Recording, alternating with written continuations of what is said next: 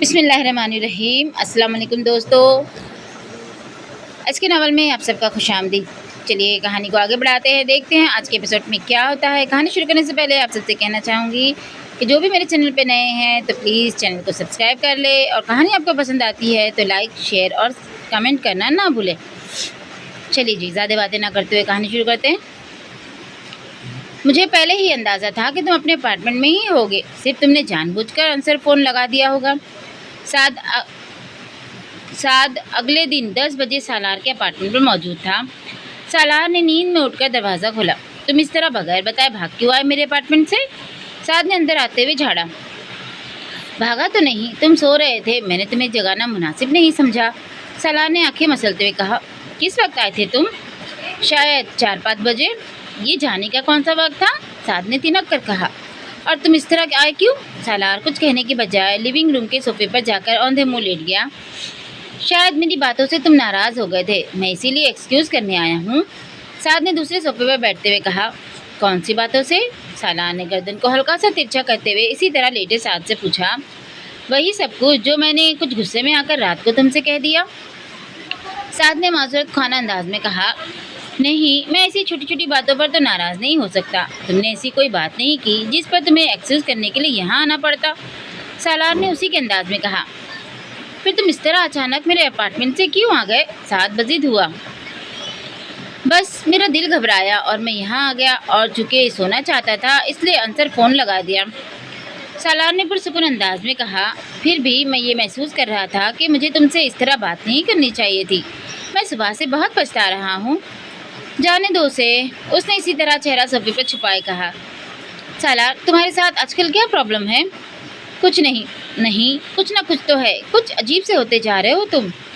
इस बार सालार ये एकदम करवट बदलते हुए सीधा हो गया। चित लेते साद की तरफ देखते हुए उसने पूछा। मतलब कौन सी अजीब सी बात होती जा रही है मुझ में? बहुत सारी। तुम बहुत चुप रहने लगे हो, छोटी छोटी बातों पर उलझने लगे हो। इबाद मुझे बता रहा था कि यूनिवर्सिटी जाना भी छोड़ा हुआ है तुमने, और सबसे बड़ी बात कि मज़हब में दिलचस्पी ले रहे हो। उसके आखिरी जुमले से सालार के माथे पर तेवरियां आ गई। मज़हब में दिलचस्पी? ये तुम्हें गलतफहमी है। मैं मज़हब में दिलचस्पी लेने की कोशिश नहीं कर रहा, मैं सिर्फ सुकून हासिल करने की कोशिश कर रहा हूँ, क्योंकि मैं बहुत डिस्टर्ब हूँ। मुझे ज़िंदगी में कभी इस तरह का और इस हद तक डिप्रेशन नहीं हुआ जिसका शिकार मैं आजकल हूँ। और मैं सिर्फ इस डिप्रेशन से निजात हासिल करने के लिए रात नमाज़ पढ़ने के लिए गया था। उसने बहुत तिरछी से कहा था। डिप्रेशन क्यों है तुम्हें? साद ने पूछा। अगर ये मुझे पता होता तो मुझे यकीनन डिप्रेशन ना होता। मैं अब तक उसका कुछ ना कुछ कर चुका होता। फिर भी कोई ना कोई वजह तो होगी, यूँ बैठे बिठाए डिप्रेशन तो नहीं हो जाता। साद ने तबसरा किया। सालार जानता था वो ठीक कह रहा है, मगर उसे वजह बताकर खुद पर हंसने का मौका फराहम नहीं करना चाहता था। किसी दूसरे के बारे में तो मुझे पता नहीं, मगर मुझे तो बैठे बिठाए ही हो जाता है। सालार ने कहा। तुम कोई एंटी डिप्रेशन लेते हो? साद ने कहा। मैं उनका ढेर खा चुका हूँ, मुझे कोई फ़र्क नहीं पड़ा। तो तुम किसी साइकेट्रिस्ट से मिल लेते। मैं ये काम तो कभी नहीं करूँगा, मैं तंग आ चुका हूँ उन लोगों से मिलते मिलते। कम से कम अब तो मैं नहीं मिलूँगा। सालार ने बेख्तियार कहा। पहले किस सिलसिले में मिलते रहे हो? साद ने कुछ चौंक कर उसे तजस्सुस के आलम में पूछा। बहुत सी बातें थी, तुम उन्हें रहने दो। वो अब चित लेटा छत को घूर रहा था। तो फिर तुम ऐसा करो, क्या करो कि इबादत किया करो, नमाज़ पढ़ा करो। मैंने कोशिश की थी, मगर मैं नमाज नहीं पढ़ सकता। ना तो मुझे वहाँ कोई सुकून मिला, ना ही मैं ये जानता था कि मैं जो पढ़ रहा हूँ वो क्या है, क्यों पढ़ रहा हूँ। तो तुम ये जानने की कोशिश करो कि सालार ने उसकी बात काट दी। अब फिर रात वाली बहस शुरू हो जाएगी, सिरात मुस्तकीम वाली, और फिर तुम्हें गुस्सा आ जाएगा। नहीं, मुझे गुस्सा नहीं आएगा, साद ने कहा। जब मुझे यही नहीं पता कि सिरात मुस्तकीम क्या है तो फिर मैं नमाज कैसे पढ़ सकता हूँ? तुम नमाज पढ़ना शुरू करोगे तो तुम्हें खुद ही पता चल जाएगा कि सिरात मुस्तकीम क्या है। कैसे? तुम खुद ही गलत कामों से बचने लगोगे, अच्छे काम करने लगोगे। साद ने वजाहत करने की कोशिश की। मगर मैं कोई गलत काम नहीं करता, और ना ही मुझे अच्छे काम करने की ख्वाहिश है। मेरी ज़िंदगी नॉर्मल है। तुम्हें ये एहसास हो भी नहीं सकता कि तुम्हारा कौन सा काम सही है और कौन सा गलत, जब तक कि सालार ने उसकी बात काट दी। सही और गलत काम मेरा मसला नहीं है। अभी तो मुझे बस बेसुकूनी रहती है, और इसका ताल्लुक़ मेरे कामों से नहीं है। तुम वो तमाम काम करते हो जो इंसान की ज़िंदगी को बेसुकून कर देते हैं। मसलन सालार ने चुपते हुए लहजे में पूछा, तुम पोर्क खाते हो? कम ऑन, वो बेख्तियार बिलबिलाया। पोर्क यहाँ कहाँ आ गया? तुम मुझे एक बात बताओ। सालार उठकर बैठ गया। तुम तो बड़ी बाकायदगी से नमाज पढ़ते हो, बड़ी इबादत करते हो। नमाज ने तुम्हारी ज़िंदगी में कौन सी तब्दीलियाँ कर दी? मुझे बेसुकूनी नहीं है। हालांकि तुम्हारे फार्मूले के मुताबिक तुम्हें भी बेसुकूनी होनी चाहिए, क्योंकि तुम भी बहुत से गलत काम करते हो। सालार ने तुर्की बा तुर्की जवाब दिया। मसलन मैं क्या गलत काम करता हूँ? तुम जानते हो, मेरे दोहराने की ज़रूरत नहीं है। मैं नहीं जानता, तुम दोहराओ, साद ने जैसे उसे चैलेंज किया। सालार उसे कुछ देर देखता रहा, फिर उसने कहा, मैं नहीं समझता साद कि सिर्फ इबादत करने से ज़िंदगी में कोई बहुत नुमायाँ तब्दीली लाई जा सकती है। अच्छे कामों या किरदार का ताल्लुक इबादत करने या ना करने से नहीं होता। साद ने उसकी बात काट दी। मैं इसीलिए तुमसे कहता हूँ कि अपने मज़हब में कुछ दिलचस्पी लो और इस्लाम के बारे में कुछ इल्म हासिल करो, ताकि अपनी इस गलत किस्म की फ़िलॉसफ़ी और सोच को बदल सको। मेरी सोच गलत नहीं है। मैंने मजहबी लोगों से ज़्यादा झूठा, मुनाफिक और धोखेबाज किसी को नहीं पाया। मैं उम्मीद करता हूँ तुम बुरा नहीं मानोगे, मगर मैं सच कह रहा हूँ। मैं अभी तक मुझे 3 ऐसे लोगों से वास्ता पड़ा जो बहुत मुसलमान बनते हैं और इस्लाम की बात करते हैं, और तीनों फेक मुनाफिक हैं। वो बड़ी तल्खी से कह रहा था। सबसे पहले मैं एक लड़की से मिला, वो भी बड़ी मजहबी बनती थी, पर्दा करती थी, बड़ी पारसा और पाकबाज होने का ड्रामा करती थी, और साथ में एक लड़की के साथ अफेयर चला रही थी। अपने मंगेतर के होते हुए उसके लिए घर से भाग भी गई। उसे ज़रूरत पड़ी तो उसने एक ऐसे शख्स की भी मदद ली जिसे वो बुरा समझती थी, यानी अपने फ़ायदे के लिए उसे इस्तेमाल करने में कोई आर नहीं समझा। उन मोहतरमा पारसा खातून ने। उसके लबों पर इस्तेज़ाया मुस्कुराहट थी। उसके बाद मैं एक और आदमी से मिला जिसने दाढ़ी रखी हुई थी, बड़ा पक्का और सच्चा किस्म का मुसलमान था वो भी, लेकिन उसने उस लड़की की मदद नहीं की जिसने उससे भीख मांगने की हद तक मदद मांगी थी। उसने उस लड़की से शादी नहीं की जिसे वो मोहब्बत के नाम पर बेवकूफ़ बनाता रहा। और अभी कुछ अरसा पहले मैं यहाँ अमेरिका में उससे मिला तो उसकी दाढ़ी भी गायब हो चुकी थी। शायद उसके इस्लाम के साथ वो हंसा। और तीसरे तुम हो। तुम पोर्क नहीं खाते, सिर्फ ये एक हराम काम है जो तुम नहीं करते, बाकी सब तुम्हारे लिए जायज़ है। झूठ बोलना, शराब पीना, जिना करना, क्लब में जाना, गिबत करना, दूसरों का मजाक उड़ाना। हालांकि वैसे तुम बड़े नेक हो, तुमने दाढ़ी रखी हुई है। तुम हमारा दिमाग खाते हुए इस्लाम की बातें कर कर के ज़बरदस्ती नमाज पढ़ाने पे तुले रहते हो। हर बात में मज़हब का हवाला ले आते हो, ये आयत और वो हदीस, वो आयत और ये हदीस। इसके अलावा तुम्हारी ज़बान पर और कुछ होता ही नहीं। और जब मैं तुम्हारा अमल देखता हूँ तो मैं ज़र्रा भर भी तुमसे मुतासिर नहीं होता। कितना मुश्किल होता है इस्लाम के बारे में तुम्हारा लेक्चर सुनना, मैं तुम्हें बता नहीं सकता। मुझ में और तुम में ज़्यादा फ़र्क तो नहीं है। तुम दाढ़ी रखकर और इस्लाम कर करके वो सारे काम करते हो जो मैं दाढ़ी के और इस्लाम की बात किए बगैर करता हूँ। इबादत ने क्या इनकलाब बर्पा किया है तुम्हारी ज़िंदगी में, सिवाय इसके कि तुम्हें एक खुशफहमी हो गई है कि तुम तो सीधे जन्नत में जाओगे और हम सारे दोज़ख में। तुम्हारे कौल और फ़ेल में अगर ये तज़ाद ना हो तो मैं कभी तुमसे ये सब ना कहता। मगर मैं रिक्वेस्ट करता हूँ कि तुम दूसरों को मज़हब की तरफ राग़िब करने की कोशिश ना किया करो, क्योंकि मैं समझता हूँ कि तुम खुद भी मज़हब के सही मफ़हूम से वाकिफ़ नहीं हो। अब मेरी इन सारी बातों को माइंड मत करना। सालार अब टेबल पे पड़ा एक सिगरेट सुलगा रहा था। साद तकरीबन गूंगा हो गया था। ठीक है, मुझसे कुछ गलतियाँ हो जाती हैं, मगर अल्लाह इंसान को माफ़ कर देता है। और मैंने कभी ये तो नहीं कहा कि मैं बहुत ही अच्छा मुसलमान हूँ और मैं ज़रूर जन्नत में जाऊँगा, लेकिन मैं अगर एक अच्छा काम करता हूँ और दूसरों को उसकी हिदायत करता हूँ तो ये अल्लाह की तरफ से मुझ पर फ़र्ज़ है। साद ने कुछ देर खामोश रहने के बाद उससे कहा, साद, तुम खामखा दूसरों की जिम्मेदारी अपने सर पर मत लो। पहले अपने आप को ठीक करो, फिर दूसरों को ठीक करने की कोशिश करो, ताकि कोई तुम्हें मुनाफिक ना कह सके। और जहाँ तक अल्लाह के माफ़ कर देने का ताल्लुक है, तो अगर तुम्हारा ये ख्याल है कि वो तुम्हारी गलतियों को माफ़ कर सकता है, तो फिर वो हमें भी माफ़ कर सकता है। हमारे गुनाहों के लिए तुम अगर ये समझते हो कि लोगों को इस्लाम की तरफ राग़िब करने से तुम्हारी नेकियों में इजाफा होगा और तुम अपने गुनाहों समेत अल्लाह के करीब हो जाओगे, तो ऐसा नहीं होगा।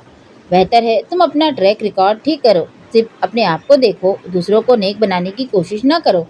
हमें बुरा ही रहने दो। उसने तुशी से कहा। इस लम्हे उसके दिल में जो आया उसने साद से कह दिया। जब वो खामोश हुआ तो साद उठकर चला गया। उस दिन के बाद उसने दोबारा कभी सालार के सामने इस्लाम की बात नहीं की। وہ اس ویکینڈ پر بہت دنوں کے بعد کسی ریسٹورینٹ گیا تھا۔ اپنا آرڈر ویٹر کو نوٹ کروانے کے بعد وہ ریسٹورینٹ کے شیشے سے باہر سڑک کو دیکھنے لگا۔ وہ جس میز پر بیٹھا تھا وہ کھڑکی کے قریب تھی اور قد آدم کھڑکیوں کے شیشوں کے پاس بیٹھ کر اسے یوں ہی محسوس ہو رہا تھا جیسے وہ باہر فٹ پاتھ پر بیٹھا ہوا تھا۔ کسی لڑکی کی سکھیوں نے اس کی محویت کو توڑا تھا۔ اس نے بے اختیار مڑ کر دیکھا۔ اس سے پچھلی میز پر ایک لڑکا اور ایک لڑکی بیٹھے ہوئے تھے۔ لڑکی کسی بات پہ روتے ہوئے سسکیاں لے رہی تھی اور ٹشو کے ساتھ اپنے آنسو پوچھ رہی تھی۔ لڑکا اس کے ہاتھ کو تھپتھپاتے ہوئے شاید اسے تسلی دے رہا تھا۔ ریسٹورینٹ اتنا چھوٹا اور ٹیبل اتنے قریب قریب تھی کہ وہ بڑی آسانی سے ان کی گفتگو سن سکتا تھا، مگر وہ وہاں اس کام کے لیے نہیں آیا تھا۔ وہ سیدھا ہو گیا۔ ناگواری کی ایک لہر اس کے اندر سے اٹھی تھی۔ اسے اس طرح کے تماشے اچھے نہیں لگتے تھے۔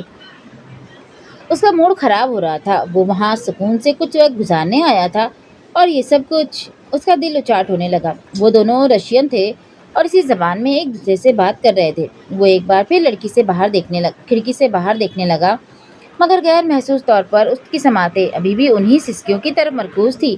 اس نے کچھ دیر بعد مڑ کر ایک بار پھر اس لڑکی کو دیکھا۔ اس بار اس کے مڑنے پر لڑکی نے بھی نظریں اٹھا کر اسے دیکھا۔ چند لمحوں کے لیے ان دونوں کی نظریں ملی تھی اور وہ چند لمحے اس پر بہت بھاری گزرے تھے۔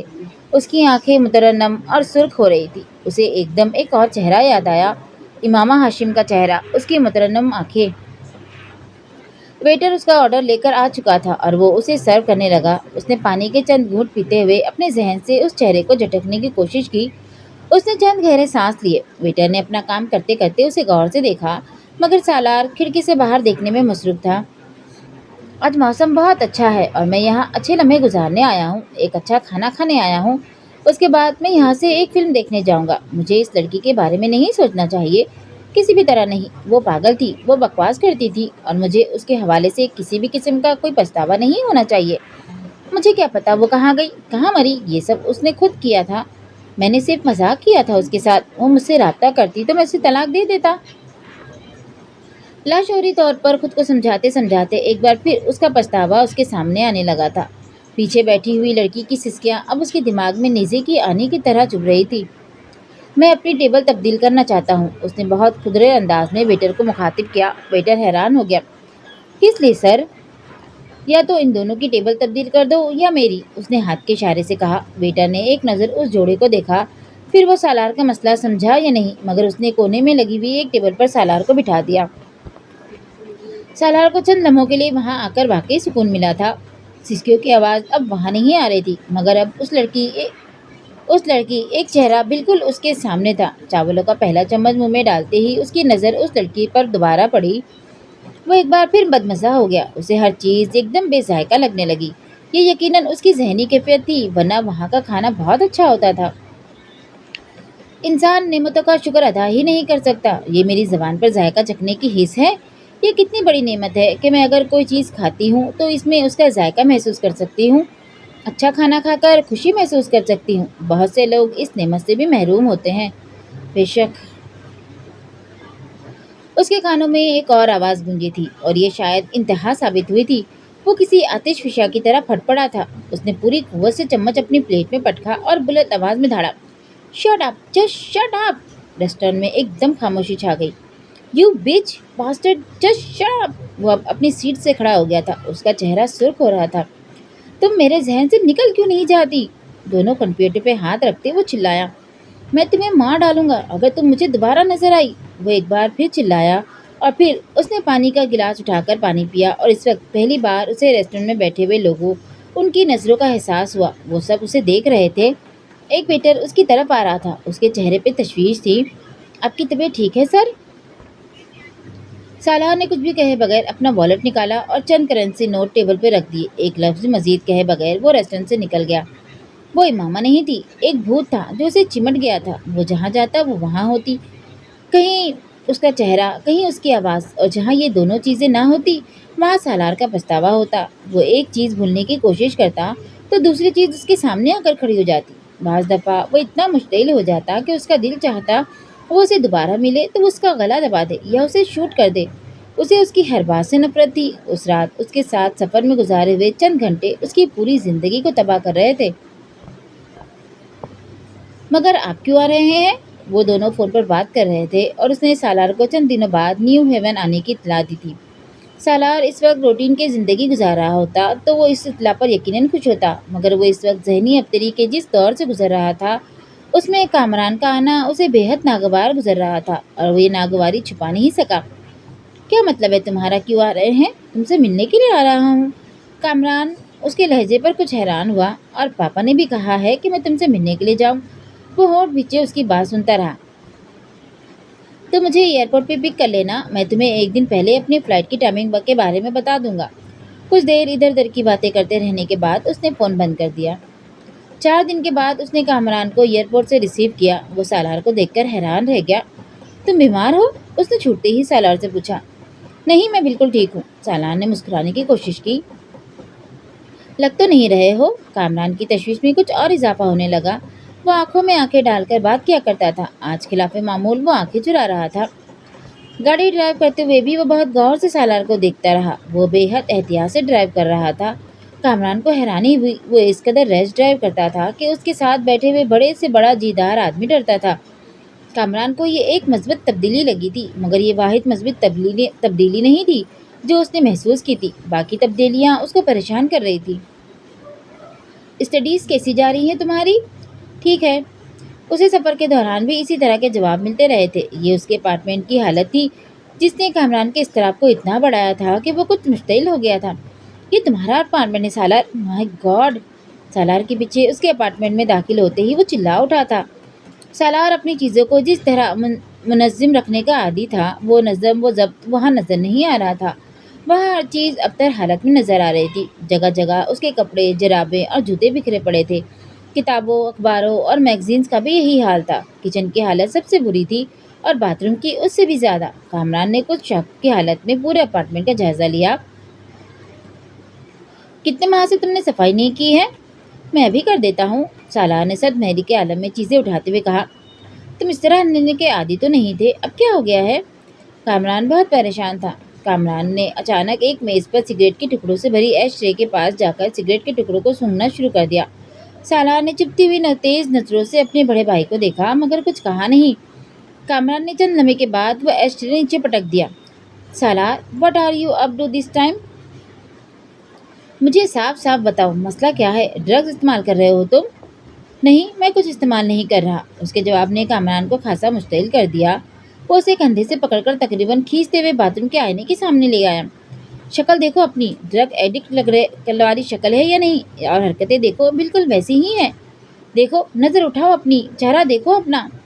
वह उसे कॉलर से खींचते हुए कह रहा था। सालार आईने में अपने आप को देखे बगैर भी जानता था कि वह इस वक्त कैसा नज़र आ रहा होगा। गहरे हल्कों और बड़ी हुई शेव के साथ वो कैसा नज़र आ सकता था? रही सही कसर इन उन महासों और होठों पे जमी हुई पपड़ियों ने पूरी कर दी थी, जो बेतहाशा कॉफ़ी और सिगरेट पीने का नतीजा थे। मुहासों की वजह से उसने रोज़ शेव करनी बंद कर दी थी। कुछ नाराज़गी के आलम में उसने कामरान से अपना कॉलर छुड़ाया और आईने पर नज़र दौड़ाए बगैर बाथरूम से निकलने की कोशिश की। लानत बरस रही है तुम्हारी शक्ल पर। लानत वो लफ्ज़ था जो कामरान अक्सर इस्तेमाल किया करता था। सालार ने पहले कभी इस लफ्ज़ को महसूस नहीं किया था, मगर इस वक्त कामरान के मुँह से ये जुमला सुनकर वो जैसे भड़क उठा था। हाँ, लानत बरस रही है मेरी शक्ल पर तो? वो कदरे बिपरे हुए अंदाज में कामरान के सामने तन कर खड़ा हो गया। जब मैं कह रहा हूँ कि मैं ड्रग्स नहीं ले रहा तो नहीं ले रहा। आपको मेरा यकीन करना चाहिए। तुम पर यकीन? कामरान ने तंज़ लहजे में उसके पीछे बाथरूम से बाहर आते हुए कहा। उसने होठ भींच लिए और कमरे की चीज़ें समेटने का काम जारी रखा। यूनिवर्सिटी जा रहे हो तुम? साथ को अचानक एक और अंदेशा हुआ। साथ कहाँ से आ गया? जा रहा हूँ, वो चीज़ें उठा रहा था। कामरान को तसल्ली नहीं हुई। मेरे साथ हॉस्पिटल चलो, मैं तुम्हारा चेकअप करवाना चाहता हूँ। अगर आप ये सब करने आए हैं तो बेहतर है वापस चले जाए। मैं कोई किंडरगार्टन का बच्चा नहीं हूँ, मैं अपना ख्याल रख सकता हूँ। कामरान ने इस बार कुछ कहने के बजाय उसके साथ मिलकर चीज़ें उठानी शुरू कर दी। सालार ने इत्मीनान का सांस लिया। उसका ख्याल था कि अब वो इस मामले पर दोबारा बहस नहीं करेगा, मगर उसका ये अंदाज़ा गलत था। कामरान ने उसके पास अपने क़याम को लंबा कर दिया। 2-3 दिन के बजाय वो पूरा एक हफ्ता वहाँ रहा। सालार उसके क़याम के दौरान बाकायदगी से यूनिवर्सिटी जाता रहा, मगर कामरान इस दौरान उसके दोस्तों और प्रोफेसर से मिलता रहा। सेमेस्टर में फेल होने की खबर भी उसे सालार के दोस्तों से ही मिली थी और कामरान के लिए एक शौक था। सालार से कुछ भी तौकीद की जा सकती थी, मगर इस सेमेस्टर में फेल होना, वो भी इस बुरी तरह से, जबकि वो कुछ अर्सा पहले तक यूनिवर्सिटी के पिछले रिकॉर्ड ब्रेक करते हुए टॉप कर रहा था। इस बार उसने सालार से इस मामले को डिस्कस नहीं किया, बल्कि पाकिस्तान सिकंदर उस्मान को फ़ोन करके इस सारे मामले से आगाह कर दिया। सिकंदर उस्मान के पैरों तले एक बार फिर ज़मीन निकल गई थी। सालार ने अपना साबिका रिकॉर्ड बरकरार रखा था। वो 1 डेढ़ साल के बाद उनके लिए कोई न कोई नया मसला खड़ा करता रहता था, और हाशिम मुबीन वाले मामले को भी इतना ही अरसा होने वाला था। आप अभी इससे इस मामले पर बात ना करें। यूनिवर्सिटी में कुछ छुट्टियां होने वाली हैं, आप उसे पाकिस्तान बुला ले, कुछ अरसे के लिए वहाँ रखे, फिर मम्मी से कहे कि वो उसके साथ वापसी पर यहाँ आ जाए, और जब तक उसकी तालीम ख़त्म नहीं होती उसके साथ रहे। कामरान ने सिकंदर उस्मान को समझाया। सिकंदर ने इस बार ऐसा ही किया था। वो बगैर बताए छुट्टियां शुरू होने से पहले न्यू हेवन पहुंच गए। उसका हुलिया देखकर सिकंदर उस्मान के पेट में गिरह पड़ने लगी थी, मगर उन्होंने कामरान की तरह उससे बहस नहीं की। उन्होंने उसे अपने साथ चलने के लिए कहा। उसके एहतजाज और तालीमी मसरूफियात के बहाने को नज़रअंदाज करते हुए उन्होंने ज़बरदस्ती उसकी सीट बुक करा दी और उसे वापस ले आए।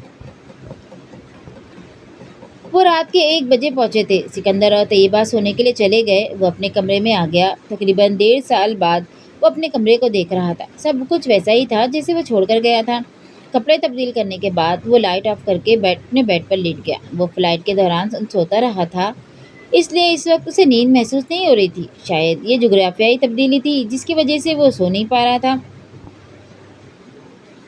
मैं वाकई आहिस्ता आहिस्ता बेख्वाबी का शिकार हो जाऊंगा, उसने तारीकी में कमरे की छत को घूरते हुए कहा। कुछ देर इसी तरह बेड पर करवटें बदलते रहने के बाद वो उठ बैठा। कमरे की खिड़कियों की तरफ जाते हुए उसने पर्दों को हटा दिया। उसकी खिड़कियों के पार वसी साइड लॉन के दूसरे तरफ हाशिम मुबीन का घर नजर आ रहा था। उसने इतने सालों में इस खिड़की के पर्दे के आगे पीछे करते कभी हाशिम मुबीन के घर पर गौर नहीं किया था, मगर इस वक्त वो बहुत देर तक तारीकी में उस घर के ऊपर वाले फ्लोर की लाइट्स में नजर आने वाली उस इमारत को देखता रहा। बहुत सारी बातें उसे एकदम याद आने लगी थी। उसने पर्दे एक बार फिर बराबर कर दिए। वसीम के घर वालों को इमामा का पता चला? उसने अगले दिन नासिरा को बुलाकर पूछा। नासिरा ने उसे कुछ अजीब सी नज़रों से देखा। नहीं जी, कहाँ पता चला। उन्होंने तो एक एक जगह छान मारी है, मगर कहीं से कुछ पता नहीं चला। उन्हें शक अभी भी आप पर ही है। सलमा बीबी तो बहुत गालियाँ देती हैं आपको। सालार उसे देखता रहा। घर के नौकरों से भी पुलिस ने बड़ी पूछगछ की थी, मगर मैंने तो मजाल है ज़रा भी कुछ बताया हो। उन्होंने मुझे काम से भी निकाल दिया था, मुझे भी, मेरी बेटी को भी, फिर बाद में दोबारा रख लिया।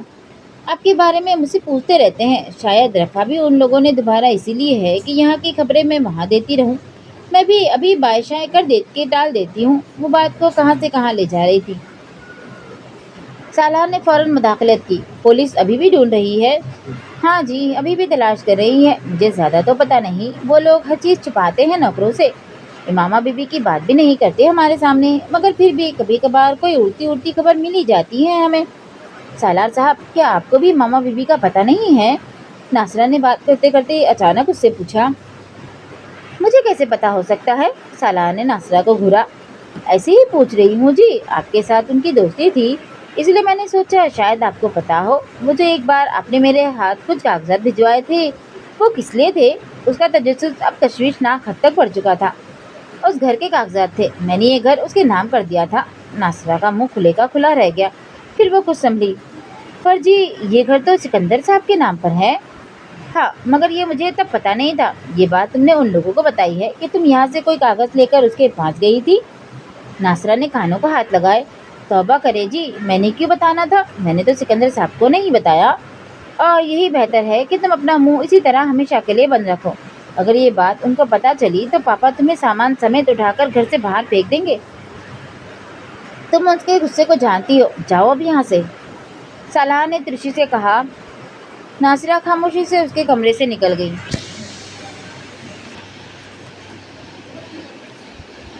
वो वीकेंड पर कभी कभार हाइकिंग के लिए मार्गिला की पहाड़ियों पर जाया करता था। वो वीकेंड नहीं था, मगर अचानक ही उसका मूड वहाँ जाने का बन गया। हमेशा की तरह गाड़ी नीचे पार्क करके वो एक बैग अपनी पुश्त पर डाले हाइकिंग करता रहा। वापसी का सफ़र उसने तब शुरू किया जब साए लंबे होने लगे। वो अंदाज़ा कर सकता था कि उसे अपनी गाड़ी तक पहुँचने में 2 घंटे लगेंगे। वापसी के सफ़र को कुछ तेज़ी से तय करने के लिए वो सड़क पर आ गया जहाँ से आम तौर पर लोग गुजरते थे। उसने अभी कुछ फासला ही तय किया था जब उसे अपने पीछे तेज कदमों की आवाज़ सुनाई दी। सालार ने एक नज़र मुड़ के देखा। वो दो लड़के थे जो उससे काफ़ी पीछे थे, मगर बहुत तेज़ी से आगे आ रहे थे। सालार ने गर्दन वापस मोड़ ली और इसी तरह अपना नीचे का सफ़र जारी रखा। उसे अपने हुलिये से वो लड़के मशकूक नहीं लगे थे। जीन्स और शर्ट में मलबूस उनका हुलिया आम लड़कों जैसा था, मगर फिर चलते चलते एकदम उसे कोई अपने बिल्कुल अकब में महसूस हुआ। वो बर्क रफ्तारी से पलटा और साकित हो गया। उन दोनों लड़कों के हाथ में रिवॉल्वर थे और वो उसके बिल्कुल सामने थे। अपने हाथ ऊपर करो वरना हम तुम्हें शूट कर देंगे, उनमें से एक ने बुलंद आवाज़ में कहा। सालार ने बेइख्तियार अपने हाथ ऊपर उठा दिए। उनमें से एक उसके पीछे गया और बहुत तेज़ी से उसने उसे खींचते हुए धक्का दिया। सालार लुढ़काया मगर गिरा संभल गया। उधर चलो। सालार ने किसी किस्म की मज़ाहमत के बगैर उस तरफ जाना शुरू कर दिया जहाँ वो उसे सड़क से हटाना चाहते थे, ताकि कोई एकदम वहाँ ना आ जाए। उनमें से एक तकरीबन उसे ढकेलते हुए उस रास्ते से हटाकर झाड़ियों और दरख्तों के बहुत अंदर ले गया था। घुटनों के बल बैठो, एक ने दुरुस्ती से उससे कहा। सालार ने खामोशी से उसके हुक्म पर अमल किया। वो जानता था कि वो लोग उसकी चीज़ें छीनेंगे और फिर उसे छोड़ देंगे, और वो ऐसा कोई काम नहीं करना चाहता था जिस पर वो दोनों मुश्तइल होकर उसे नुकसान पहुंचाते। उनमें से एक उसके पीछे गया और उसने उसकी पुश्त पर लटका हुआ छोटा सा बैग उतार लिया। उस बैग में एक कैमरा, चंद film role, battery, telescope, first aid kit, wallet, पानी की बोतल और चंद खाने की चीज़ें थी। जिस लड़के ने बैग उतारा था वो बैग खोलकर अंदर मौजूद चीज़ों का जायजा लेता रहा। फिर उसने वॉलेट खोलकर उसके अंदर मौजूद करेंसी नोट और क्रेडिट का कार्ड्स का जायजा लिया। उसके बाद उसने बैग में से टिश्यू का पैकेट निकाल लिया और फिर फर्स्ट एड किट भी निकाल ली। अब तुम खड़े हो जाओ, उस लड़के ने तहकमाना अंदाज में कहा। सालार इस तरह हाथ सर के ऊपर किए हुए खड़ा हो गया। उस लड़के ने उसकी पुश्त पर जाकर उसकी शॉर्ट्स की जेबों में हाथ डालकर उन्हें टटोला और उसमें से मौजूद गाड़ी की चाबी निकाल ली। गुड, कार है। सालार को पहली बार कुछ तशवीश हुई। तुम लोग मेरा बैग ले जाओ मगर कार को रहने दो। सालार ने पहली बार उन्हें मुखातिब किया।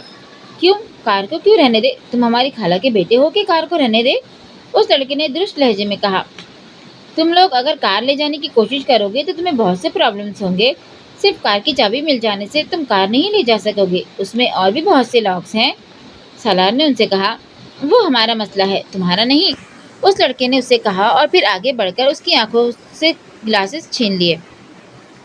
अपने जॉगर्स उतार दो। सालार ने हैरानी से उसे देखा। जॉगर्स किस लिए? इस बार उस लड़के ने जवाब देने के बजाय पूरी कुव्वत से एक थप्पड़ सालार के मुंह पर मारा। वो लड़खड़ा गया। चंद लम्हों के लिए उसकी आंखों के सामने तारे नाच गए। दोबारा कोई सवाल मत करना, जॉगर्स उतारो। सालार खुशमगी नजरों से उसे देखने लगा। दूसरे लड़के ने उस पर ताने हुए रिवॉल्वर के चैम्बर्स को एक बार जताने वाले अंदाज में हरकत दी।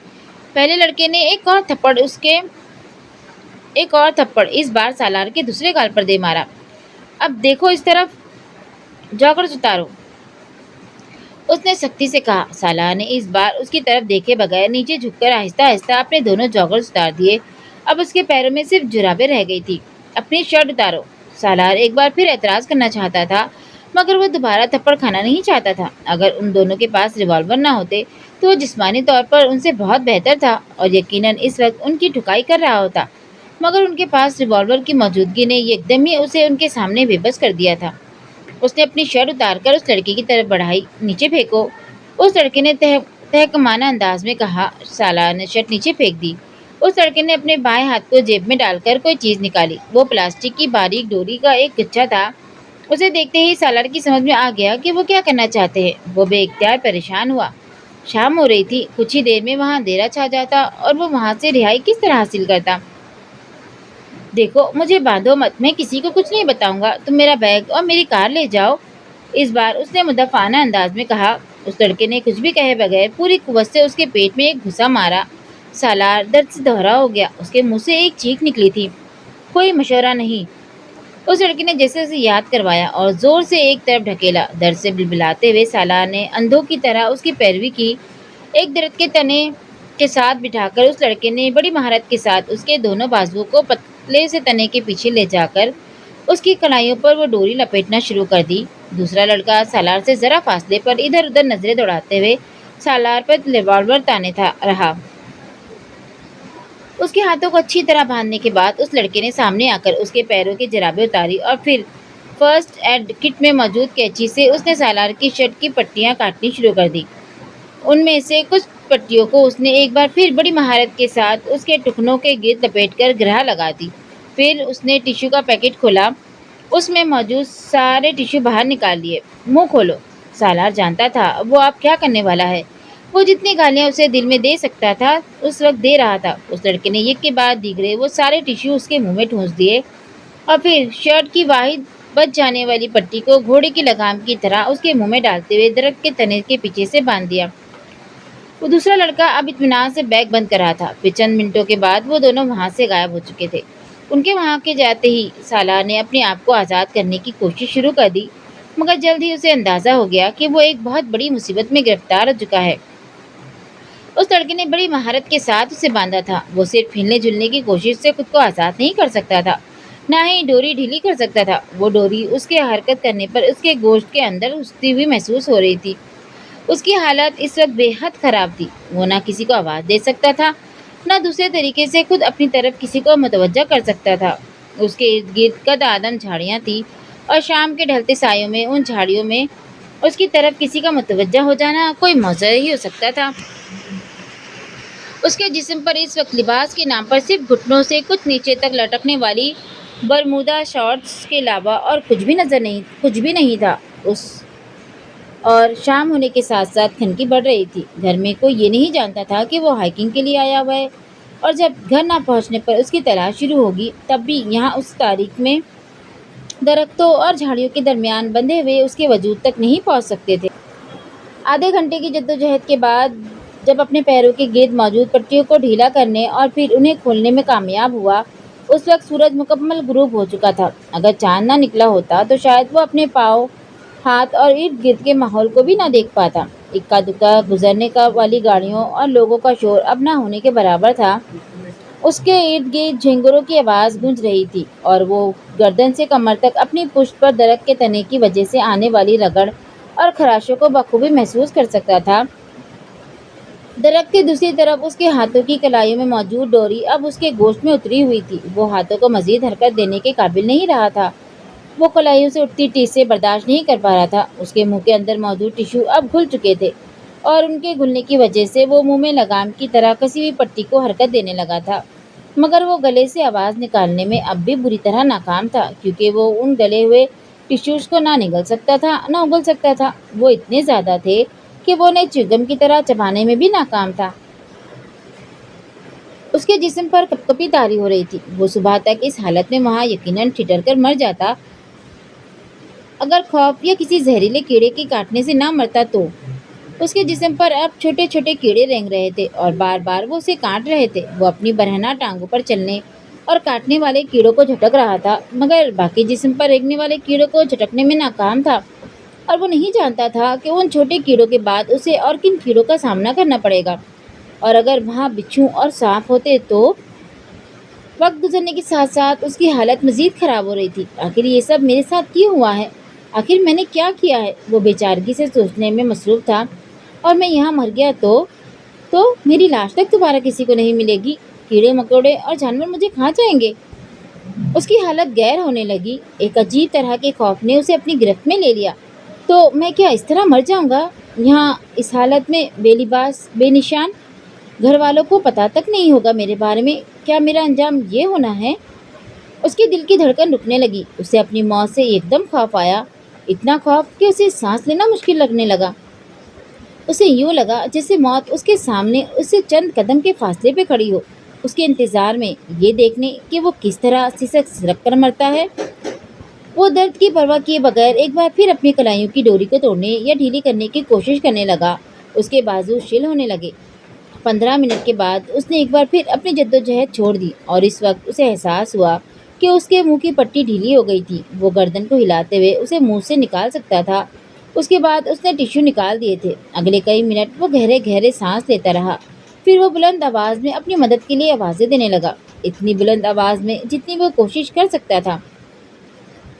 اس کا انداز بالکل ہذیانی تھا۔ آدھے گھنٹے تک مسلسل آواز دیتے رہنے کے بعد اس کی ہمت اور گلا دونوں جواب دے گئے۔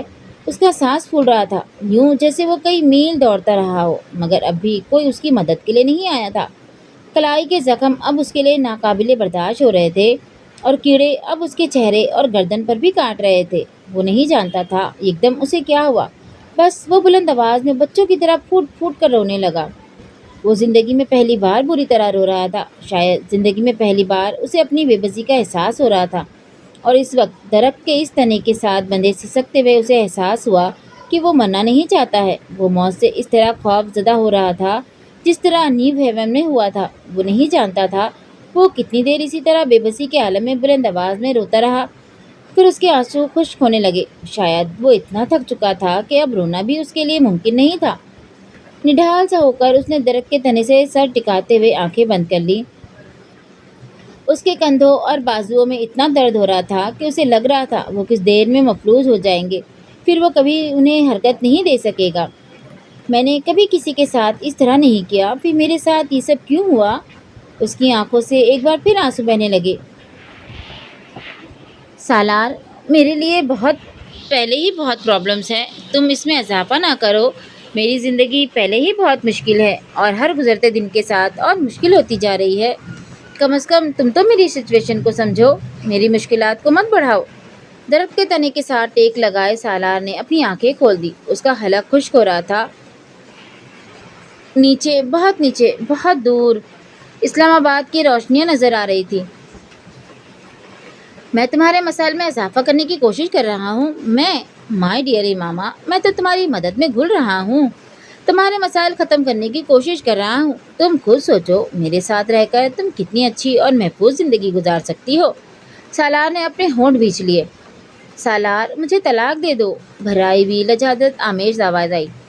سویٹ ہارٹ، تم کورٹ میں جا کر لے لو، جیسا کہ تم کہہ چکی ہو۔ وہ اب چپ چاپ خود سے بہت دور نظر آنے والی روشنیوں کو دیکھ رہا تھا۔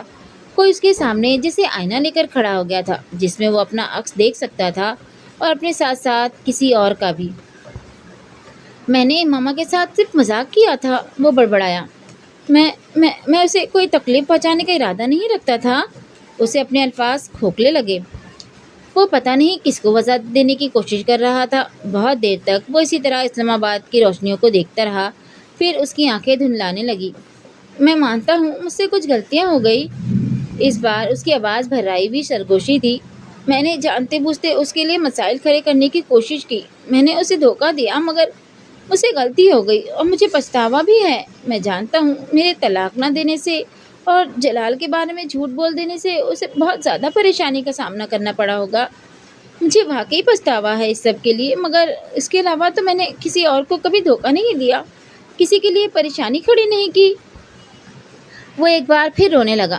میرے خدا، ایک بار اگر میں یہاں سے بچ گیا، میں یہاں سے نکل گیا تو میں امامہ کو ڈھونڈوں گا، میں اسے طلاق دے دوں گا، میں جلال کے بارے میں بھی اسے سچ بتا دوں گا، بس ایک بار آپ مجھے یہاں سے جانے دے۔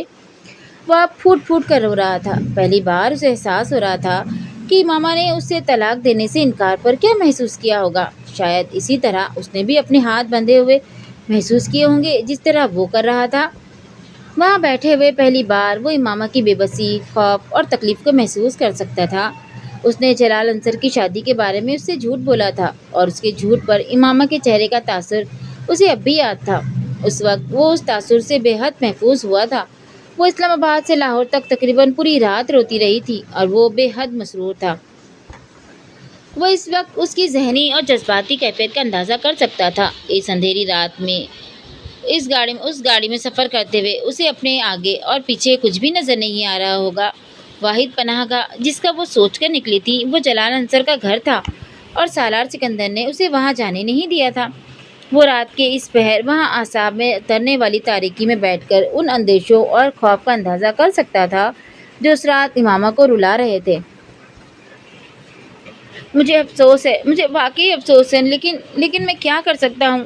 اگر وہ مجھے دوبارہ ملی تو میں اس سے ایکسکیوز کر لوں گا، میں جس حد تک ممکن ہوا اس کی مدد کروں گا، مگر اس وقت تو میں کچھ بھی نہیں کر سکتا۔ اگر میں نے کبھی کوئی نیکی کی ہے تو اس کے بدلے رہائی دلا دے۔ او گاڈ، پلیز پلیز پلیز۔ اس نے بہتے ہوئے آنسو کے ساتھ اپنی نیکیاں گننے کی کوشش کی جنہیں گنوا سکے۔ اس وقت پہلی بار اس پر یہ ہولناک انکشاف ہوا کہ اس نے زندگی میں اب تک کوئی نیکی نہیں کی تھی، کوئی نیکی جسے وہ اس وقت اللہ کے سامنے پیش کر کے اس کے بدلے میں رہائی مانگتا۔ ایک اور خوف نے پھر اس کو اپنی گرفت میں لے لیا۔ اس نے زندگی میں کبھی خیرات نہیں کی تھی اور وہ اس پر یقین نہیں رکھتا تھا۔ وہ ہوٹلز اور ریسٹورنٹ میں ٹپ خوش دلی سے دیا کرتا تھا، مگر کبھی کسی فقیر کے ہاتھ پھیلانے پر اس نے اسے کچھ نہیں دیا تھا۔ اسکول، کالج میں مختلف کاموں کے لیے جب فنڈ جمع ہوتے تب بھی وہ ٹکٹس خریدنے یا بیچنے سے صاف انکار کر دیتا تھا۔ میں چیریٹی پر یقین نہیں رکھتا۔ اس کی زبان پر رکھے انداز میں صرف ایک ہی جملہ ہوتا: میرے پاس اتنی فالتو رقم نہیں ہے کہ میں ہر جگہ لٹاتا پھروں۔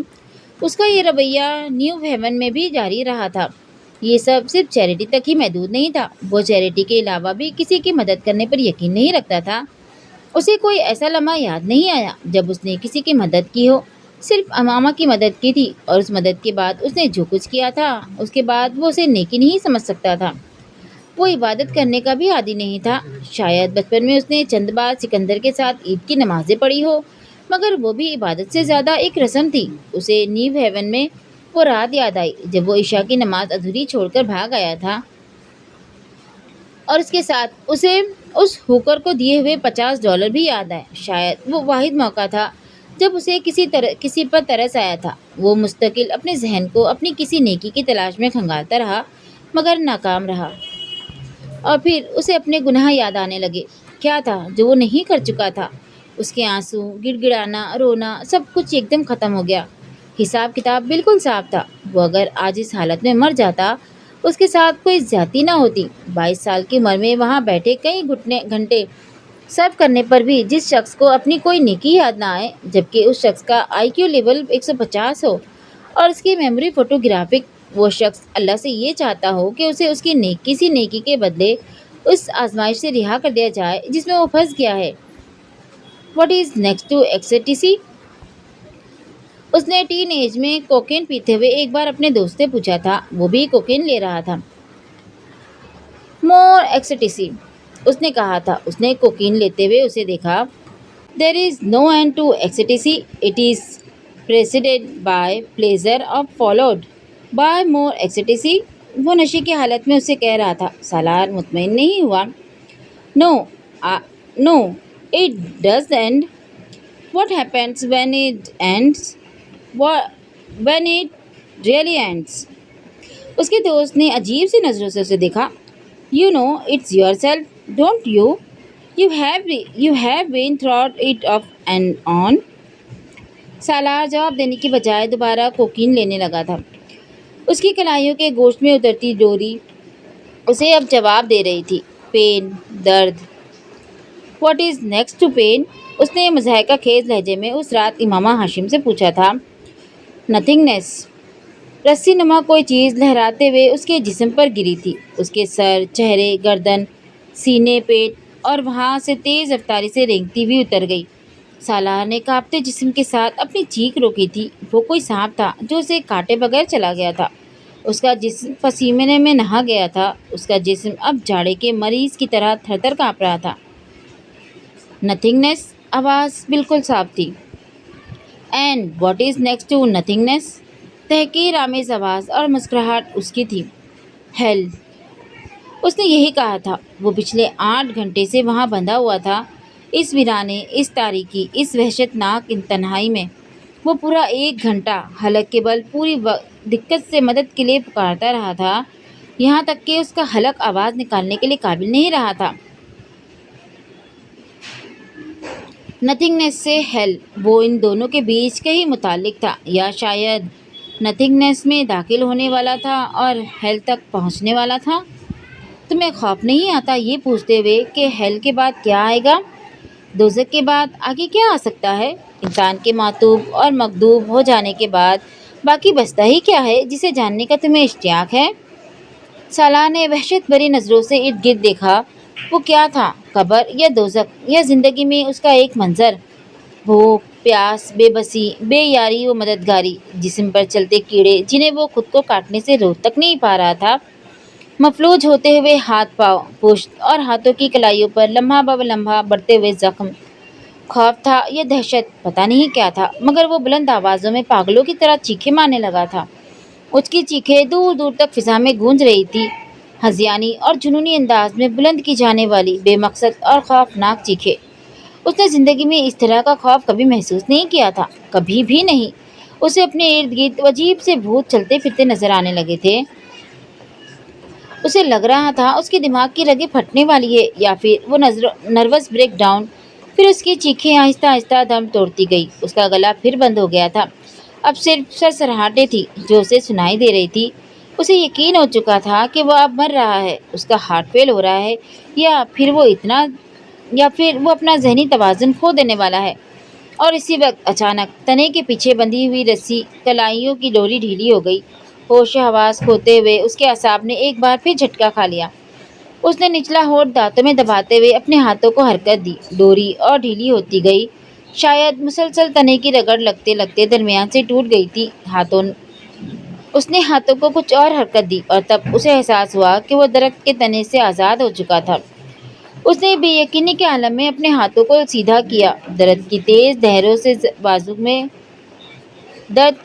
لہریں اس کے بازوؤں سے گزر گئی۔ کیا میں بچ گیا ہوں؟ کیوں؟ کس لیے؟ معاف ہوتے ذہن کے ساتھ اس نے اپنی گردن کے گرد موجود اپنی پٹی کو اتارا جو پہلے اس کے منہ کے گرد بندھی ہوئی تھی۔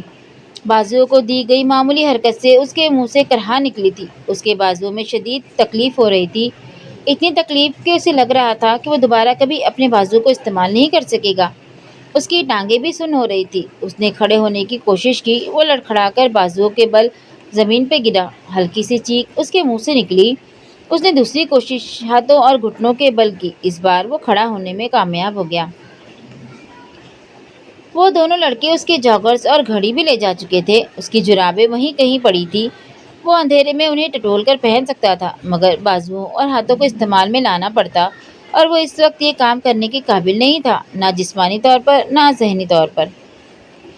وہ اس وقت صرف وہاں سے نکل جانا چاہتا تھا، ہر قیمت پر۔ اندھیرے میں ٹھوکریں کھاتا، جھاڑیوں سے الجھتا، خراشیں لیتا، وہ کسی نہ کسی طرح اس راستے پر آ گیا تھا جس راستے سے وہ دونوں ہٹا کر اسے وہاں لے آئے تھے۔ اور پھر ننگے پاؤں اس نے نیچے کا سفر طے کیا۔ اس کے پیروں میں پتھر اور کنکریاں چبھ رہی تھی، مگر وہ جس ذہنی اور جسمانی اذیت کا شکار تھا، اس کے سامنے یہ کچھ بھی نہیں تھا۔ وہ یہ نہیں جانتا تھا کہ وقت کیا ہوا تھا، مگر اسے یہ اندازہ تھا کہ آدھی رات سے زیادہ گزر چکی ہے۔ اسے نیچے آنے میں کتنا وقت لگا اور اس نے یہ سفر کس طرح طے کیا، وہ نہیں جانتا۔ اسے صرف یہ یاد تھا کہ وہ پورے راستے بلند آواز سے روتا رہا تھا۔ اسلام آباد کی سڑکوں پر آ کر اسٹریٹ لائٹس کی روشنی میں بھی اس نے اپنے حلیے کو دیکھنے کی کوشش نہیں کی، نہ ہی کہیں رکنے کی خواہش کی، نہ ہی کسی کی مدد لینے کی۔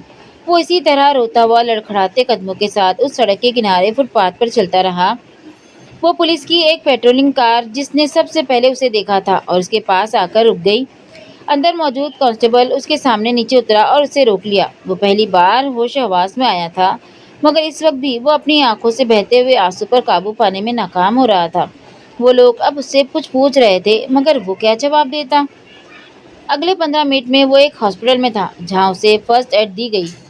وہ اس سے اس کے گھر کا پتہ پوچھ رہے تھے، مگر اس کا گلا بند تھا۔ وہ انہیں کچھ بھی بتانے کے قابل نہیں تھا۔ سوجے ہوئے ہاتھوں کے ساتھ اس نے ایک کاغذ پر اپنے گھر کا فون نمبر اور ایڈریس گھسیٹ دیا۔ ابھی اور کتنی دیر اسے یہاں رکھنا پڑے گا؟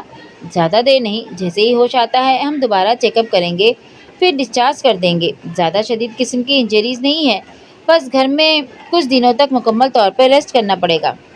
اس کا ذہن لاشعوری سے شعور کا سفر طے کر رہا تھا۔ پہلے جو صرف بے معنی آوازیں تھیں، اب وہ انہیں مفہوم پہنا رہا تھا۔ آوازوں کو پہچان رہا تھا۔ ان میں سے ایک آواز سکندر عثمان کی تھی، دوسری یقیناً کسی ڈاکٹر کی۔ سالار نے آہستہ آہستہ آنکھیں کھول دی۔ اس کی آنکھیں یکدم چندھیا گئی تھی۔ کمرے میں بہت تیز روشنی تھی، یا کم از کم اسے ایسا ہی لگا تھا۔ وہ ان کے فیملی ڈاکٹر کا پرائیویٹ کلینک تھا۔ وہ ایک بار پہلے بھی یہاں ایسے ہی ایک کمرے میں رہ چکا تھا، اور یہ پہچاننے کے لیے ایک نظر ہی کافی تھی۔ اس کا ذہن بالکل صحیح کام کر رہا تھا۔ جسم کے مختلف حصوں میں ہونے والے درد کا احساس اسے پھر ہونے لگا تھا، اس کے باوجود کہ اب وہ ایک بہت نرم اور آرام دہ بستر پہ تھا۔ اس کے جسم پر وہ لباس نہیں تھا جو اس نے اس سرکاری ہسپتال میں پہنا تھا جہاں سے لے کر جایا گیا تھا۔ وہ ایک اور لباس میں ملبوس تھا، اور یقیناً اس کے جسم کو پانی کی مدد سے صاف بھی کیا گیا تھا۔ کیونکہ اسے آدھے بازوؤں والی شرٹ سے جھانکتے اپنے بازو پر کہیں بھی مٹی یا گرد نظر نہیں آ رہی تھی۔ اس کی کلائیوں کے گرد پٹیاں بندھی ہوئی تھی اور اس کے بازوؤں پر چھوٹے چھوٹے بہت سے نشانات تھے۔ بازوؤں اور ہاتھ سوجے ہوئے تھے۔ وہ اندازہ کر سکتا تھا کہ ایسے ہی بہت سے نشانات اس کے چہرے اور جسم کے دوسرے حصوں پر بھی ہوں گے۔ اسے اپنی ایک آنکھ بھی سوجی ہوئی محسوس ہو رہی تھی اور اس کے جبڑے بھی دکھ رہے تھے، مگر اس سے بھی زیادہ برا حال گلے کا تھا۔ اس کے بازو میں ایک ڈرپ لگی ہوئی تھی جو اب تقریباً ختم ہونے والی تھی۔ پہلی بار اس کو ہوش میں ڈاکٹر نے ہی دیکھا تھا۔ وہ ان کا فیملی ڈاکٹر نہیں تھا، شاید اس کے ساتھ کام کرنے والا کوئی اور فزیشین تھا۔ اس نے سکندر کو اس کی طرف متوجہ کیا۔ ہوش آ گیا ہے؟ سالار نے ایک صوفے پر بیٹھی طیبہ کو اپنی طرف بڑھتے دیکھا، مگر سکندر آگے نہیں آئے تھے۔ ڈاکٹر اب اس کے پاس آ کر اس کی نبض چیک کر رہا تھا۔ اب تم کیسا محسوس کر رہے ہو؟ سالار جواب میں کچھ کہنا چاہتا تھا، مگر اس کے حلق سے آواز نہیں نکل سکی۔ وہ صرف منہ کھول کے رہ گیا۔ ڈاکٹر نے ایک بار پھر اپنا سوال دہرایا۔ سالار نے تکیے پہ رکھا ہوا اپنا سر نفی میں ہلایا۔ بولنے کی کوشش کرو۔ ڈاکٹر شاید پہلے ہی اس کے گلے کی پرابلم کے بارے میں جانتا تھا۔ سالار نے ایک بار پھر نفی میں سر ہلا دیا۔ ڈاکٹر نے نرس کے ہاتھ میں پکڑی ہوئی ٹرے سے ایک ٹارچ نما آلہ اٹھایا۔ منہ کھولو۔ سالار نے دکھتے جبڑوں کے ساتھ اپنا منہ کھول دیا۔ ڈاکٹر کچھ دیر اس کے حلق کا معائنہ کرتا رہا، پھر اس نے ٹارچ بند کر دی۔ گلے کا تفصیلی چیک اپ کرنا پڑے گا، اس نے مڑ کر سکندر عثمان کو بتایا۔ پھر اس نے ایک رائٹنگ پیڈ اور پین سالار کی طرف بڑھایا۔ نرس تب تک اس کے بازو میں لگی ڈرپ اتار چکی تھی۔ اٹھ کر بیٹھو اور بتاؤ کیا ہوا ہے گلے کو؟ اسے اٹھ کر بیٹھنے میں کوئی دقت نہیں ہوئی۔ نرس نے تکیہ اس کے پیچھے رکھ دیا تھا اور وہ رائٹنگ پیڈ ہاتھ میں لیے سوچتا رہا۔ کیا ہوا تھا گلے کو، جسم کو، دماغ کو؟ وہ کچھ بھی لکھنے کے قابل نہیں تھا۔ سوجی ہوئی انگلیوں میں پکڑے پین کو وہ دیکھتا رہا۔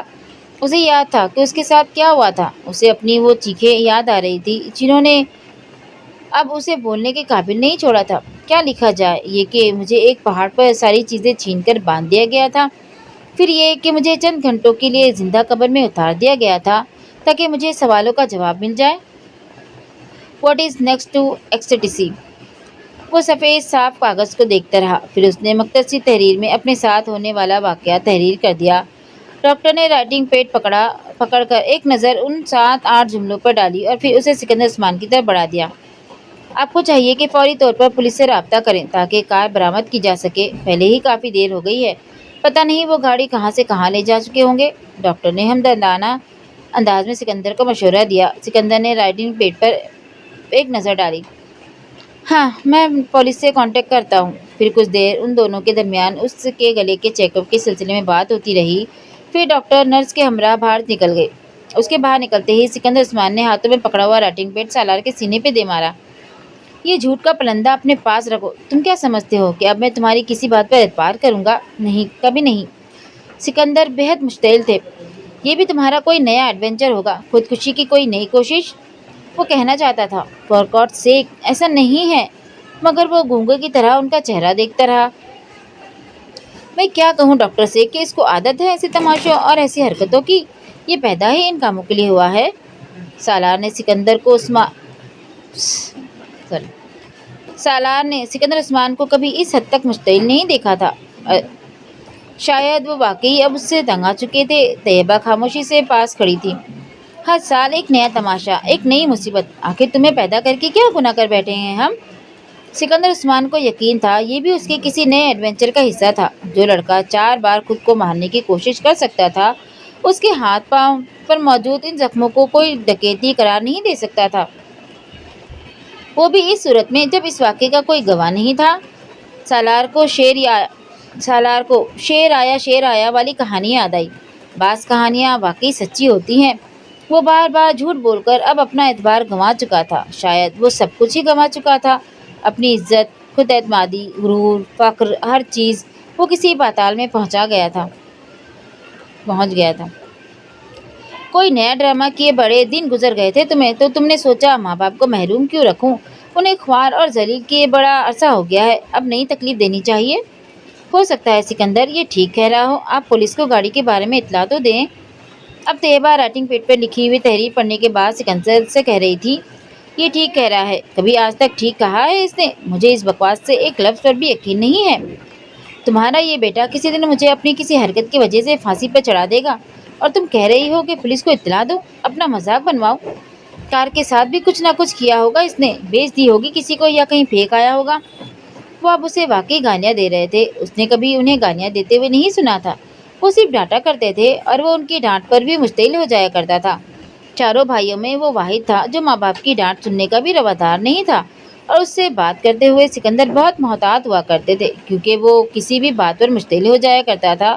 مگر آج پہلی دفعہ سالار کو ان کی گالیوں پر بھی غصہ نہیں آیا تھا۔ وہ اندازہ کر سکتا تھا کہ اس نے انہیں کس حد تک زد کر دیا ہے۔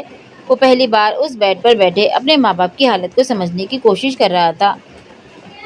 کوئی چیز تھی جو انہوں نے اسے کیا چیز تھی جو انہوں نے اسے نہیں دی تھی؟ اس کے منہ سے نکلنے سے پہلے وہ اس کی فرمائش پوری کر دینے کے عادی تھے، اور وہ اس کے بدلے میں انہیں کیا دیتا رہا تھا، کیا دے رہا تھا؟ ذہنی اذیت، پریشانی، تکلیف۔ اس کے علاوہ اس کے بہن بھائیوں میں سے کسی نے ان کے لیے کوئی پریشانی نہیں کھڑی کی تھی۔ صرف ایک وہ تھا جو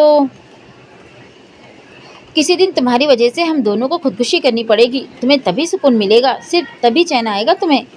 پچھلی رات اس پہاڑ پر اس طرح بندھے ہوئے اسے پہلی بار ان کی یاد آئی تھی۔ پہلی بار اسے پتا چلا تھا کہ اسے ان کی کتنی ضرورت تھی۔ وہ ان کے بغیر کیا کرے گا؟ ان کے لیے ان کے علاوہ کون پریشان ہوگا؟ اسے سکندر کے لفظوں سے زندگی میں پہلی بار کوئی بے عزتی محسوس نہیں ہو رہی تھی۔ وہ ہمیشہ سے سکندر سے زیادہ قریب رہا تھا اور اس کے سب سے زیادہ جھگڑے بھی انہی کے ساتھ ہوتے رہتے تھے۔ میرا دل چاہ رہا ہے کہ میں دوبارہ کبھی تمہاری شکل تک نہ دیکھوں، تمہیں دوبارہ وہیں پھینک دوں جس جگہ کے بارے میں تم جھوٹ بول رہے ہو۔ اب بس کر دو سکندر، طیبہ نے ان کو ٹوکا۔ میں بس کروں؟ یہ کیوں بس نہیں کرتا؟ کبھی تو ترس کھا لے یہ ہم لوگوں پر اور اپنی حرکتیں چھوڑ دے۔ کیا اس پر یہ فرض کر کے اسے زمین پر اتارا گیا تھا کہ یہ ہماری زندگی عذاب بنا دے؟ سکندر طیبہ کی بات پر مزید مشتعل ہو گئے۔ ابھی وہ پولیس والے بیان لینے آ جائیں گے جنہوں نے اسے سڑک پر پکڑا تھا۔ یہ بکواس پیش کریں گے ان کے سامنے کہ اس بیچارے کو کسی نے لوٹ لیا ہے۔ اچھا تو یہ ہوتا کہ اس بار واقعی کوئی اسے لوٹتا اور اسے پہاڑ پر سے نیچے پھینکتا تاکہ میری جان چھوٹ جاتی۔ سالار بے اختیار سسکنے لگا۔ سکندر اور طیبہ بھوچکا رہ گئے۔ وہ اپنے دونوں ہاتھ جوڑے رو رہا تھا۔ وہ زندگی میں پہلی بار اسے روتا دیکھ رہے تھے، اور وہ بھی ہاتھ جوڑے۔ وہ کیا کر رہا تھا؟ کیا چاہ رہا تھا؟ کیا بتا رہا تھا؟ سکندر عثمان بالکل ساکت تھے۔ طیبہ اس کے قریب بیڈ پر بیٹھ گئی۔ انہوں نے سالار کو اپنے ساتھ لگاتے ہوئے تھپکنے کی کوشش کی۔ وہ بچوں کی طرح ان سے لپٹ گیا۔ اس کی پائتی کی طرف کھڑے سکندر عثمان کو اچانک احساس ہوا کہ شاید اس بار وہ جھوٹ نہیں بول رہا، شاید اس کے ساتھ واقعی کوئی حادثہ ہوا تھا۔ وہ طیبہ کے ساتھ لپٹا ننھے بچوں کی طرح ہچکیوں سے رو رہا تھا۔ طیبہ اسے چپ کراتے کراتے خود بھی رونے لگی۔ وہ چھوٹی چھوٹی باتوں پر تو کیا، بڑی بڑی باتوں پر بھی رونے کا عادی نہیں تھا۔ پھر آج کیا ہوا تھا کہ اس کے آنسو نہیں رک رہے تھے؟ اس سے دور کھڑے سکندر عثمان کے دل کو کچھ ہونے لگا۔ اگر یہ ساری رات واقعی وہاں بندھا رہا تو؟ وہ ساری رات اس کے انتظار میں جاگتے رہے تھے اور بگڑتے رہے تھے۔ ان کا خیال تھا کہ وہ گاڑی لے کر پھر کہیں لاہور یا کہیں اور آوارہ گردی کے لیے چلا گیا ہوگا۔ انہیں تشویش ہو رہی تھی، مگر وہ سالار کی حرکتوں سے واقف تھے، اسی لیے تشویش سے زیادہ غصہ تھا۔ اور 2:30-3 بجے کے قریب وہ سونے کے لیے چلے گئے تھے جب انہیں فون پر پولیس کی طرف سے یہ اطلاع ملی۔ وہ ہاسپٹل پہنچے تھے اور انہوں نے اسے وہاں بہت ابتر حالت میں دیکھا تھا، مگر وہ یقین کرنے پہ تیار نہیں تھے کہ اس کے ساتھ کوئی حادثہ ہوا تھا۔ وہ جانتے تھے وہ خود کو اذیت پہنچاتا رہا تھا۔ جو شخص اپنی کلائی کاٹ لے، ون وے کو توڑتے ہوئے ٹریفک کی بھیڑ میں اپنی بائک دے مارے، سلیپنگ پلز لے لے، اپنے آپ کو باندھ کر پانی میں الٹا کود جائے، اس کے لیے ایک بار پھر اپنی یہ حالت کرنا کیا مشکل تھا؟ اس کا جسم کیڑوں کے کاٹنے کے نشانات سے جگہ جگہ بھرا ہوا تھا۔ بعض جگہوں پر نیلاہٹ تھی۔ اس کے پیر بھی بری طرح سے زخمی تھے۔ ہاتھوں کی کلائیوں، گردن اور پشت کا بھی یہی حال تھا، اور اس کے جبڑوں پر بھی خراشیں پڑی ہوئی تھی۔ اس کے باوجود سکندر عثمان کو یقین تھا کہ یہ سب کچھ اس کی اپنی کارستانی ہی ہوگی۔ شاید اس وقت وہ بولنے کے قابل ہوتا اور وضاحتیں پیش کرتا تو وہ کبھی بھی اس پر یقین نہ کرتے، مگر اسے اس طرح ہچکیوں کے ساتھ روتے دیکھ کر انہیں یقین آنے لگا تھا کہ وہ سچ کہہ رہا تھا۔ وہ کمرے سے باہر نکل گئے اور انہوں نے موبائل پر پولیس سے رابطہ کیا۔ 1 گھنٹے کے بعد انہیں پتہ چل گیا کہ سرخ رنگ کی ایک اسپورٹس کار پہلے ہی پکڑی جا چکی ہے، اور اس کے ساتھ 2 لڑکے بھی۔ پولیس نے انہیں ایک معمول کے چیکنگ کے دوران لائسنس اور گاڑی کے کاغذات نہ ہونے پر گھبرا جانے پر پکڑا تھا۔ انہوں نے ابھی تک یہ نہیں بتایا تھا کہ انہوں نے گاڑی کہیں سے چھینی تھی۔ وہ صرف یہی کہتے رہے کہ وہ گاڑی انہیں کہیں ملی تھی، اور وہ صرف شوق اور تجسس سے مجبور ہو کر چلانے لگے۔ چونکہ پولیس کے پاس ابھی تک کسی گاڑی کی FIR بھی درج نہیں کرائی گئی تھی، اس لیے ان کے بیان کی تصدیق مشکل ہو گئی تھی۔ مگر سکندر عثمان کے FIR کے کچھ دیر بعد ہی انہیں کار کے بارے میں پتہ چل گیا تھا۔ اب وہ صحیح معنوں میں سالار کے بارے میں تشویش کا شکار تھے۔ چلیے جی، کہانی کو کرتے ہیں یہاں پہ اسٹاپ، پھر ملتے ہیں بہت جلد اس کی اگلی ایپیسوڈ کے ساتھ۔ آج کی اسٹوری آپ کو کیسی لگی ضرور بتائیے گا، اپنی رائے میرے ساتھ ضرور شیئر کریں، لائک اور کمنٹ کرنا نہ بھولیں۔ اپنا بہت سارا خیال رکھیے گا، تب تک کے لیے اللہ حافظ۔